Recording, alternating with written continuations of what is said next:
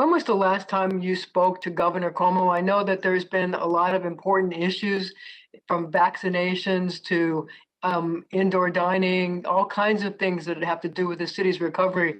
And I wonder when the last time you spoke to him was and what you talked about. Weeks ago, I know we were talking about COVID, specifically some element of the vaccination effort.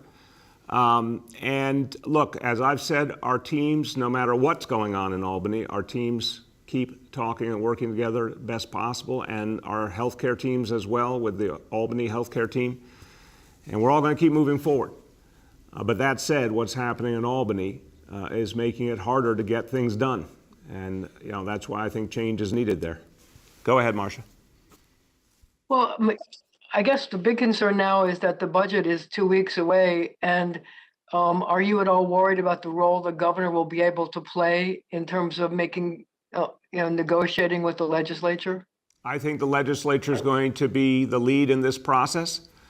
I think the governor's in crisis, and his crisis has become a distraction to the whole state. But thank God the legislature is strong and moving forward, and I have a lot of faith in Speaker Hasty and Majority Leader Stewart Cousins to get the job done. Next is Juan Manuel from New York One. Good morning, Mr. Mayor. How are you? Good, Juan Manuel. How you doing today? Very good, thank you. Mr. Mayor, now that President Biden, when asked about whether Governor Cuomo should resign, has said we should wait for the investigation, given the governor some breathing room, and now that it's been reported that the person in charge of the vaccination effort in the state is calling county officials, gauging support for Governor Cuomo, do you think that what you've said about the governor in the last few days could end up harming New York City and its vaccination efforts? Do you fear any sort of retaliation?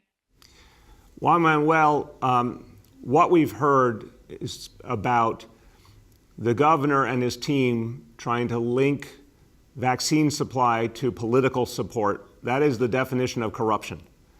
It is disgusting. It is dangerous. There are lives on the line, and it cannot be tolerated. There needs to be now a full investigation of that, on top of the investigation of the nursing home scandal, the investigation of the sexual harassment and molestation.